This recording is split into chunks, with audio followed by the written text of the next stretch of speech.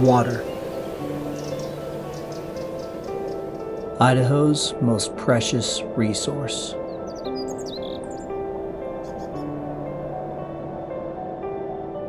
From the high mountain peaks to the rich farmlands below, water shapes our land, supports our communities, and sustains the rhythm of everyday life.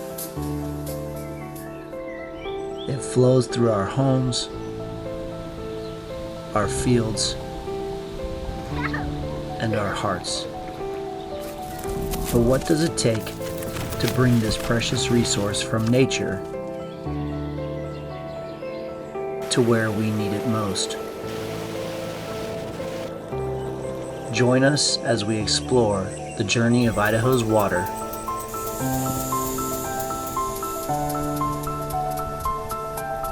A story of beauty, of resilience, and of purpose.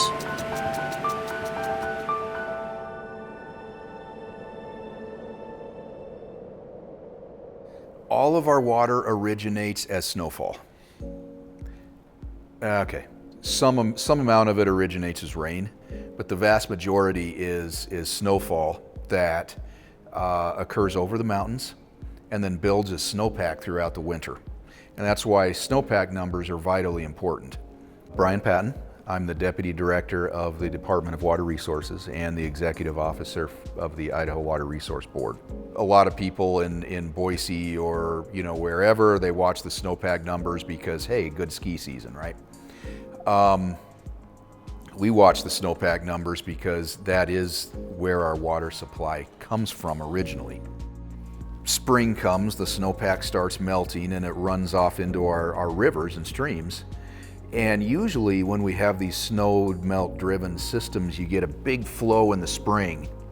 And then by July and August, it levels off, September, and you have, very little or even no water in some streams.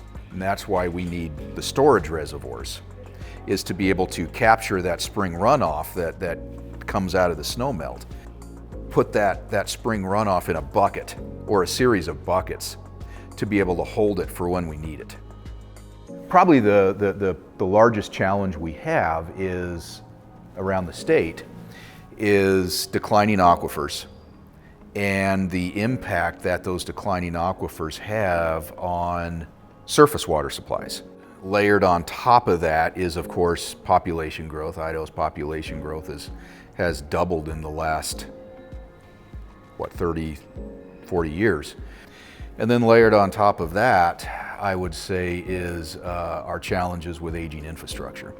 Most of our water supply infrastructure was constructed, 100 to 130 years ago. And it's reaching or has reached or exceeded, the end of its useful life and needs to be rebuilt, rehabilitated, modernized, so that we can still have the benefit of that infrastructure that we need to be able to manage our water supplies and be able to meet all these challenges that we're talking about. Hi, my name is Rick Pearson. I'm from Buell, Idaho.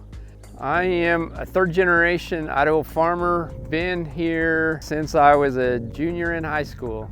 I am on the Twin Falls Canal Company track. We have about 24 ditch riders that go around and monitor the head gates. They deliver my amount of water to me every day. It goes into a pond, and then I've got systems set up to where I can pump that water to several different pivots around the farm.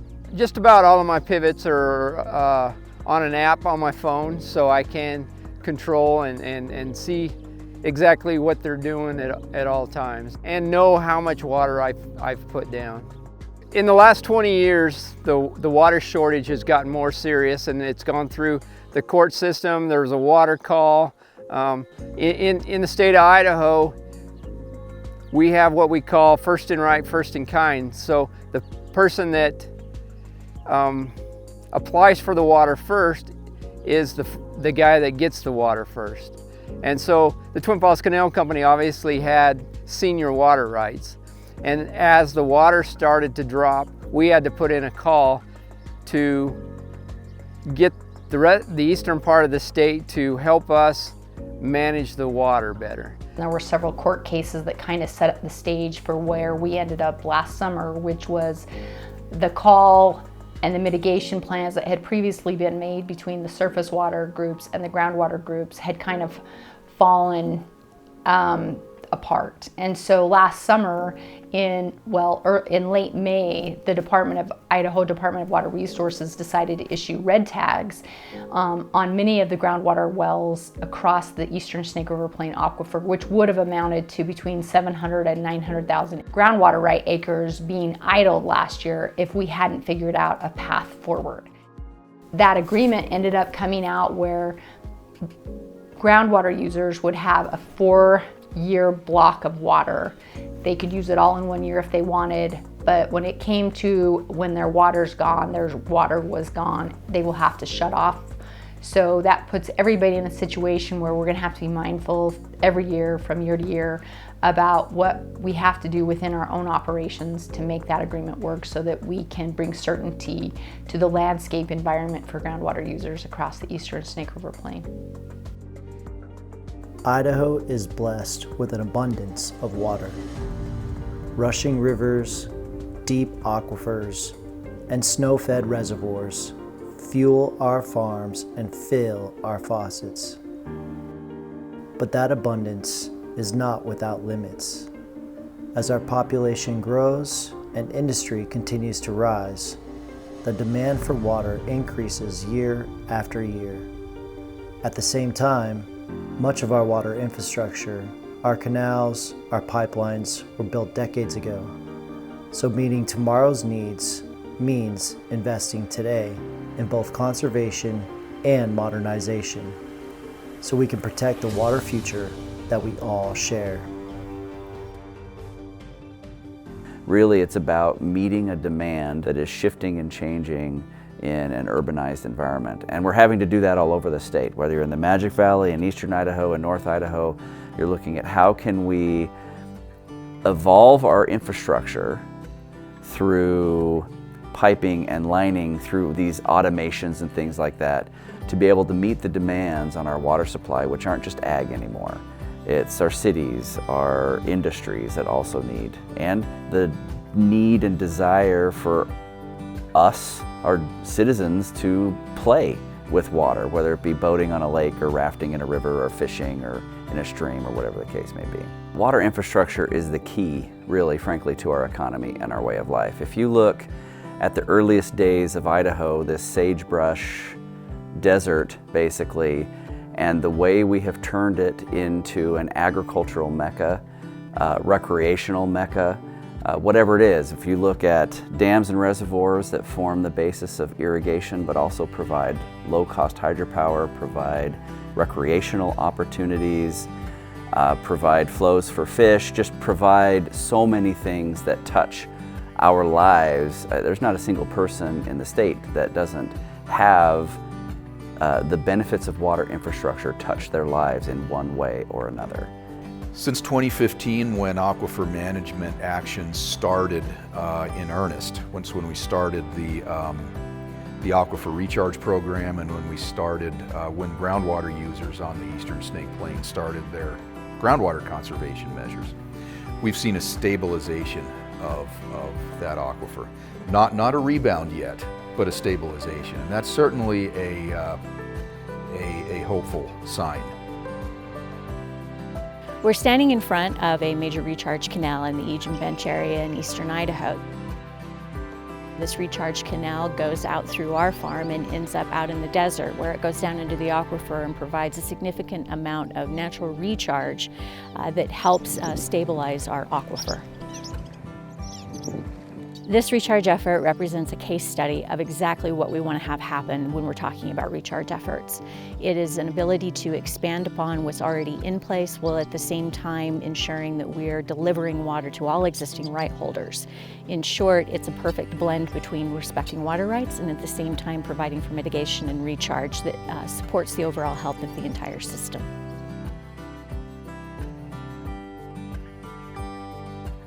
When we look at the system as a whole, whether it's surface or groundwater, it's a system that serves everyone in the state.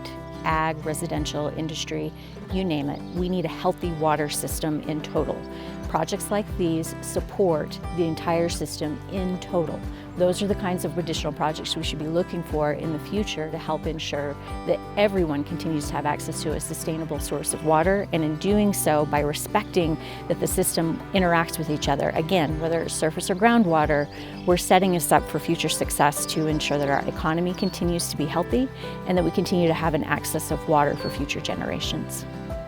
So the Twin Falls Canal Company provides water to about 200,000 acres of irrigatable agricultural field property, but we also deliver water to the municipal areas, Twin Falls, Hanson, Filer, Kimberly, and Buell. We're a surface water entity, so what that means is we take water from the Snake River and then provide it out to about 200,000 acres. So, modernization or sustainability is always going to be a challenge for any irrigation organization, whether it's surface water or groundwater. And what we try to do to keep our system modernized is we try to always measure our water. We always try to make sure that we're accurately delivering our water, but we're also looking at liner projects and piping projects. We've also been able to put some new measuring devices that allow us to not only deliver more appropriately, but measure that and get some real-time feedback, because with better measurement becomes better management. And so no matter if it's a surface water entity that has a senior water right or a junior water right holder, understanding what you're using, how you're using it, and being responsible with that use is always going to be an important aspect moving forward. One of the things we did in Farm Bureau was actually invite some of those individuals from the other part of the state to understand our issues, and in turn we've gone and visited them to understand their issues. So this isn't a east versus central or east versus west. This is an Idaho problem, and it's really important that all of Idaho join in and try to fix the problem. The idea that there's ever going to be an easy or simple solution to the challenges that face us when it comes to water is not realistic. So instead it requires us to continue working on it, to continue to come together no matter where we fall in that water system, and to have water users sitting at the table working together. Well, first I want to thank the governor and the legislature for being willing to invest in Idaho's water infrastructure and leading the charge on that. We've been fortunate that they've been in a position to do that over the last several years and have now made it an ongoing commitment forward into the future. We need to continue to make that infrastructure investment. It may take 10, 20 years of making that investment, but ongoing investment is critical for the future of Idaho and Idaho's water. We have to look and understand, okay, how can we plan our infrastructure in a way not just to meet the challenges of today, which are real and which are substantial and which are disruptive, but also to make sure we put ourselves in a better position to meet the challenges in 20, 30, 50, 100 years. And if you look in eastern Idaho above Milner Dam, the recent challenges involving the surface water and groundwater users, as you look at their solutions, that's really what it's about. It's about how can we make sure not just our family legacies and the farms and ranches that we've built and in the communities that have grown up around us, how can we help them thrive today, but how can we make sure they can thrive in the future?